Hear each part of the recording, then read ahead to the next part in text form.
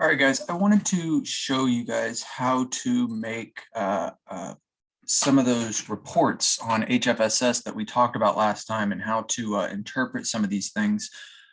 So I have, let me delete this here. I have created a design here. Actually, this is one of the designs that I'm working on for my own projects. But everything that we're going to be doing is very similar. So you see, I have my list of results right here. This is 1, 2, 3, 4, 5, 6, 7 different plots that I use to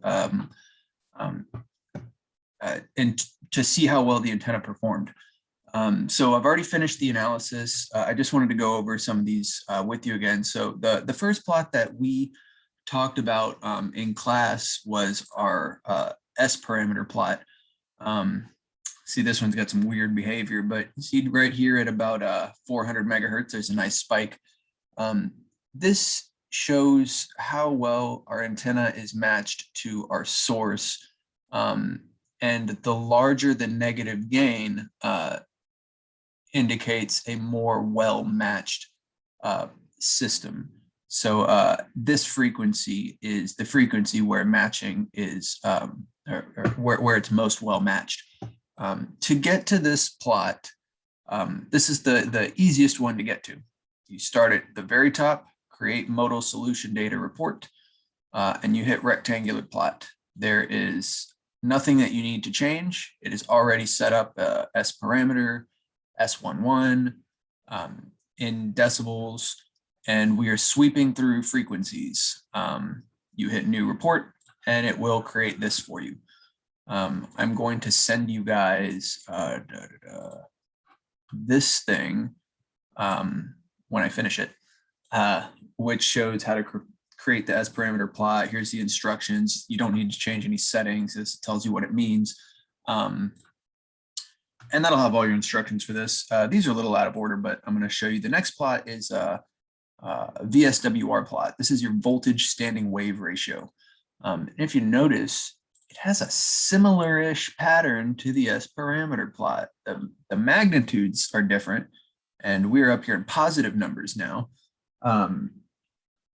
You really should go Google VSWR and S11 and go learn just for your own education what those two are and how they are related to each other. To get to this VSWR plot, you will hit results, create modal solution data report, rectangular plot. It's the same place as S11. No surprise, because they're very similar. S parameter is here, VSWR is down here. You do not need a function for VSWR. It is a ratio and it is unitless. You will hit new report and it will generate this for you.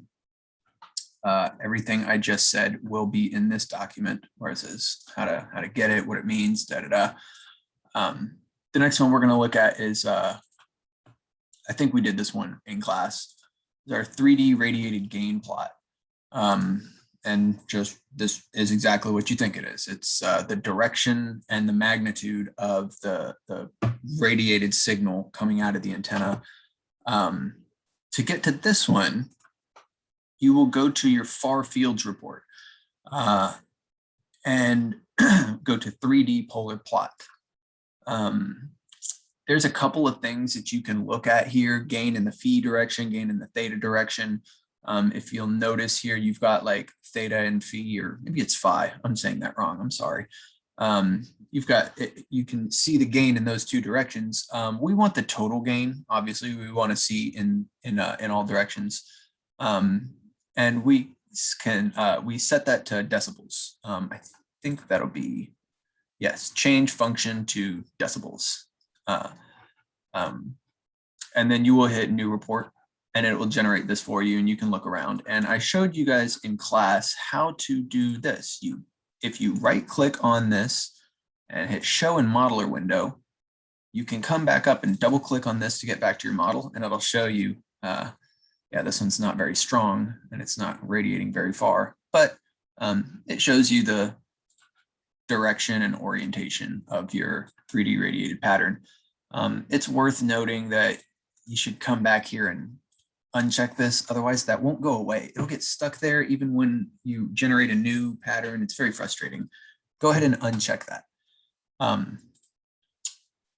The next plot is, this is your 2D radiated pattern.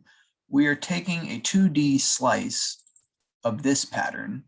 You see this black ring running around the side. We're basically taking a slice through the pattern like that and generating this plot.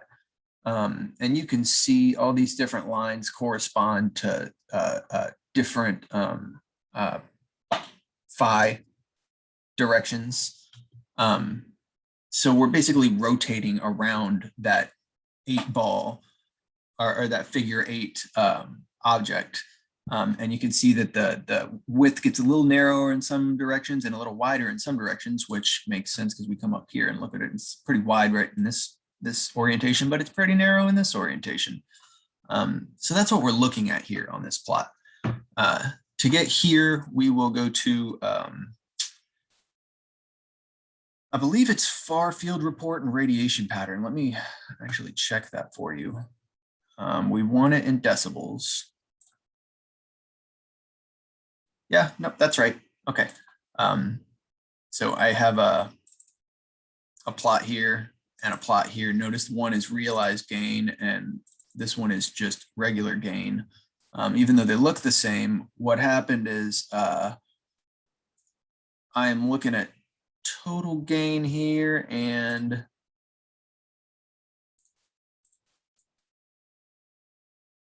realized gain and the other one. So these are just different things that you can look at, different ways to talk about your antenna's behavior and performance. If you guys have taken electromagnetics already, especially with Dr. Compo, you will have done S parameter charts, Smith charts. I'm sorry, this should say Smith chart, but they are S parameter charts. This is kind of a funny behavior of one, but to get here, you are going to, let's see, where do we find a Smith chart?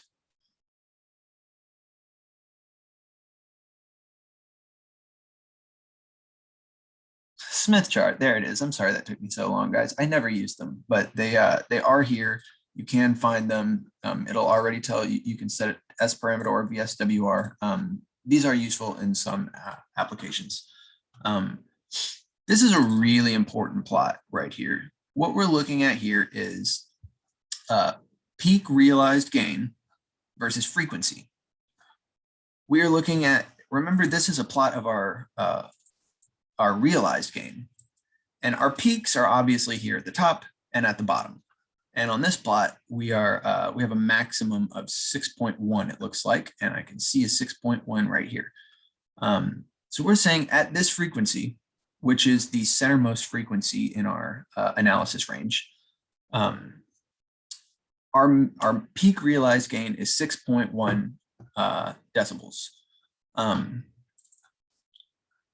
which corresponds to this plot, which I'm looking at the centermost frequency from about 1.3, so it'll be about 0.65. That's pretty close, about 0.61, somewhere in here. What this plot is, or how to find this plot, you'll go to your results, and we're going to go to create antenna parameters report. Notice that this is called an antenna parameters plot. So you go to antenna parameters report, and we're going to do a rectangular plot. This here is a rectangular plot. And rather than doing an adaptive setup, we're going to go to a sweep here. So now we're going to sweep through these frequencies, and we're going to look at peak realized gain in decibels. I think that's what we set up here. Yep, peak realized gain in decibels. But what it's going to do is it's going to sweep through all of the frequencies, like literally every frequency between whatever this minimum range is and what this maximum range is. There's an infinite number of things it has to sweep through. It's going to take a long time. So rather than using all these millions of values, we're going to sweep through an edited list. Go ahead and click edited and hit these 3 dots.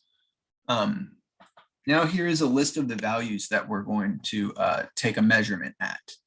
We want to limit the number of values. So go to linear count, and go to the count. And we're going to change the count.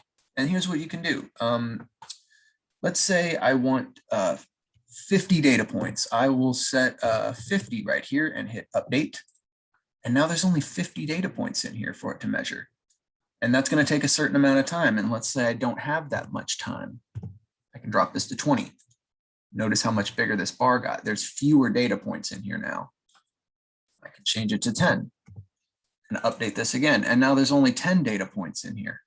You hit OK, you close this, and you hit new report.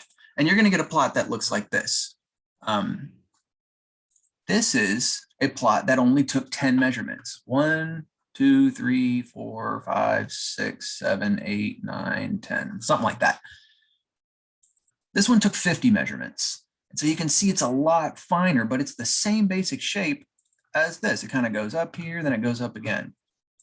This one kind of goes up here and then goes up again. This plot took a lot longer to generate than this one. This one only took a few seconds. This one took like 15 minutes. So it's worth noting that it's changing.